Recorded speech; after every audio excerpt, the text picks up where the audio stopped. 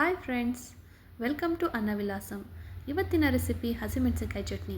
ಈ ರೆಸಿಪಿ ತುಂಬ ರುಚಿಯಾಗಿರುತ್ತೆ. ಎಲ್ಲರೂ ಖಂಡಿತ ಟ್ರೈ ಮಾಡಬೇಕು. ಈ ರೆಸಿಪಿ ನಾರ್ತ್ ಕರ್ನಾಟಕ ರೆಸಿಪಿ.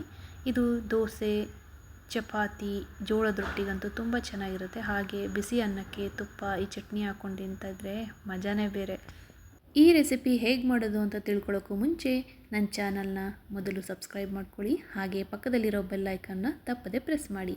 ಇದಕ್ಕೆ ಬೇಕಾಗುವ ಸಾಮಗ್ರಿಗಳು: ಹಸಿಮೆಣಸಿನಕಾಯಿ 10ರಿಂದ 20 ತೊಗೊಂಡಿದ್ದೀನಿ, ರುಚಿಗೆ ತಕ್ಕಷ್ಟು ಉಪ್ಪು, ಹಾಗೆ ನಾನು ಬೆಳ್ಳುಳ್ಳಿ ಗೆಡ್ಡೆ 1 ತೊಗೊಂಡಿದ್ದೀನಿ ದೊಡ್ಡದು, ನೀವು ಚಿಕ್ಕದಾದರೆ 2 ತೊಗೊಳ್ಳಿ, ಹಾಗೆ ಸ್ವಲ್ಪ ಬೆಲ್ಲ, ಒಂದು ಚಿಕ್ಕ ಲಿಂಬೆ ಗಾತ್ರದ ಹುಣಸೆ ಹಣ್ಣು, 1/4 ಕಪ್ಪು ಕೊತ್ತಂಬರಿ ಸೊಪ್ಪು, 1 ಟೇಬಲ್ ಸ್ಪೂನ್ ಜೀರಿಗೆ, ಹಾಗೆ 1/4 ಕಪ್ಪು ಕರಿಬೇವಿನ ಸೊಪ್ಪು, 2 ಟೇಬಲ್ ಸ್ಪೂನ್ ಕಡಲೆ ಬೀಜ, ಹಾಗೆ 2 ಟೇಬಲ್ ಸ್ಪೂನ್ ಎಳ್ಳು, ಸ್ವಲ್ಪ ಎಣ್ಣೆ, ಹಾಗೆ ಒಗ್ಗರಣೆಗೆ ಇಂಗು, ಕರಿಬೇವು, ಸಾಸಿವೆ. ಹೀಗೆ ಹೇಗೆ ಮಾಡೋದು ಅಂತ ನೋಡೋಣ. ಸ್ಟವ್ ಆನ್ ಮಾಡ್ಕೊಳ್ಳೋಣ. ಒಂದು ಸಣ್ಣ ಬಾಣಲೆ ಇಟ್ಕೊಂಡು 2ರಿಂದ 3 ಟೇಬಲ್ ಸ್ಪೂನ್ ಎಣ್ಣೆ ಹಾಕ್ಕೊಳ್ಳಿ. ನಾನಿಲ್ಲಿ ಮೆಣಸಿನ್ಕಾಯಿ ಕತ್ತರಿಸಿದ್ದು ಹಾಕ್ಕೊಂಡಿದ್ದೀನಿ. ಇದು ಮೆಣಸಿನ್ಕಾಯಿ ನಾನು ಖಾರ ಇರೋದು ತೊಗೊಂಡಿದ್ದೀನಿ. ನೀವು ಲೈಟ್ ಕಲರ್ ಇರೋದು ತೊಗೊಳ್ಳಿ, ಅದು ತುಂಬ ಕಡಿಮೆ ಇರುತ್ತೆ ಖಾರ.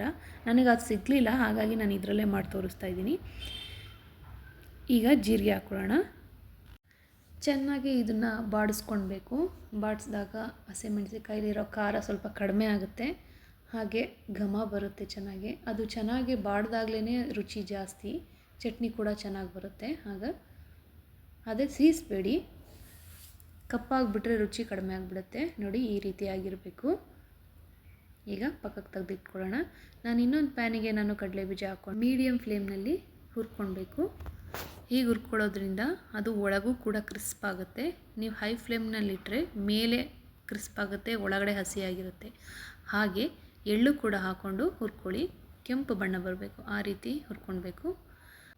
ಎಳ್ಳು ಘಮ ಬಂದ ತಕ್ಷಣವೇ ಆಫ್ ಮಾಡಿಬಿಡಿ, ಜಾಸ್ತಿ ಹುರಿಯೋಕೆ ಹೋಗ್ಬೇಡಿ. ನೋಡಿ, ಈ ರೀತಿ ಆಗಬೇಕು, ಸಾಕಿಷ್ಟು. ಈಗ ನಾನು ಕಡಲೆ ಬೀಜ, ಎಳ್ಳು ಎಲ್ಲ ಆ್ಯಡ್ ಮಾಡ್ಕೊಂಡಿದ್ದೀನಿ. ಕರಿಬೇವಿನ ಸೊಪ್ಪು, ಹುಣಸೆ ಹಣ್ಣು, ಕೊತ್ತಂಬರಿ ಸೊಪ್ಪು, ಹಾಗೆ ಬೆಳ್ಳುಳ್ಳಿ ಹಾಕ್ಕೋತಾ ಇದ್ದೀನಿ. ಹಾಗೆ ಬೆಲ್ಲನ ಕುಟ್ಟಿ ಪುಡಿ ಮಾಡ್ಕೋತಿದ್ದೀನಿ. ಉಪ್ಪು ಹಾಕ್ಕೊಳ್ತಾ ಇದ್ದೀನಿ ರುಚಿಗೆ. ಈಗ ಬಿಸಿ ಆರಾದಮೇಲೆ ಇದನ್ನು ಗ್ರೈಂಡ್ ಮಾಡ್ಕೊಳ್ಳೋಣ. ನಾನು ಸ್ವಲ್ಪನೇ ಹಾಕ್ಕೊಳ್ತಾ ಇದ್ದೀನಿ, ಒಂದೇ ಸರ್ತಿ ಹಾಕಬಾರ್ದು ಅಂತ. ಇದಕ್ಕೆ ಧನಿಯಾ ಬೀಜನೂ ಹುರಿದಾಕ್ತಾರೆ, ಹಾಗೆ ಕೊಬ್ಬರಿನೂ ತುರಿದಾಕ್ತಾರೆ. ನಾನು ಅದೆರಡನ್ನೂ ಸ್ಕಿಪ್ ಮಾಡಿದ್ದೀನಿ. ನನಗೆ ಅದು ಯಾಕೋ ಇಷ್ಟ ಆಗಲಿಲ್ಲ, ಹಾಗಾಗಿ ಅದನ್ನು ಬಿಟ್ಟು ಹಾಕ್ತಾಯಿದ್ದೀನಿ. ಬನ್ನಿ ಈಗ ನೋಡೋಣ. ನೋಡಿ, ಈ ರೀತಿ ತರಿತರಿಯಾಗಿರಬೇಕು. ತುಂಬ ನೈಸ್ ಪೇಸ್ಟ್ ಮಾಡಬೇಡಿ, ತರಿತರಿಯಾಗಿರಬೇಕು. ಆ ಕಡಲೆ ಬೀಜ ಹಾಗೆ ಎಳ್ಳು ತುಂಬ ಚೆನ್ನಾಗಿ ರುಚಿ ಕೊಡುತ್ತೆ ಈ ಚಟ್ನಿಗೆ.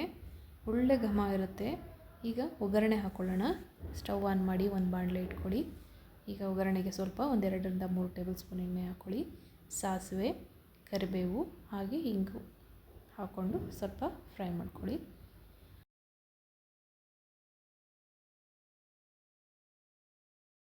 ಈಗ ರುಬ್ಬಿರೋ ಅಂಥ ಚಟ್ನಿನ ಈ ಒಗ್ಗರಣೆಗೆ ಮಿಕ್ಸ್ ಮಾಡಿಬಿಡಿ.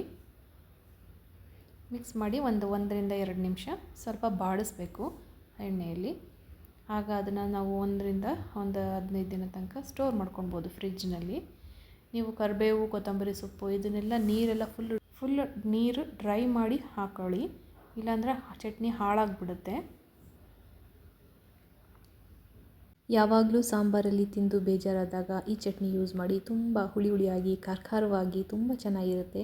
ನೀವು ಕೂಡ ಮನೆಯಲ್ಲಿ ಟ್ರೈ ಮಾಡಿ. ಈ ರೆಸಿಪಿ ಹೇಗೆ ಬಂತು ಅಂತ ಕಮೆಂಟ್ ಮೂಲಕ ತಿಳಿಸೋದನ್ನು ಮಾತ್ರ ಮರಿಬೇಡಿ. ಹಾಗೆ ನನ್ನ ಚಾನಲ್ನ ಸಬ್ಸ್ಕ್ರೈಬ್ ಮಾಡ್ಕೊಳ್ಳಿ. ಈ ರೆಸಿಪಿ ಇಷ್ಟ ಆಗಿದ್ದರೆ ನಿಮ್ಮ ಫ್ಯಾಮಿಲಿ ಫ್ರೆಂಡ್ಸಿಗೆಲ್ಲ ಶೇರ್ ಮಾಡಿ.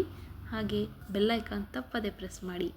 ಮುಂದಿನ ರೆಸಿಪಿಯೊಂದಿಗೆ ಭೇಟಿಯಾಗೋಣ. Thank you.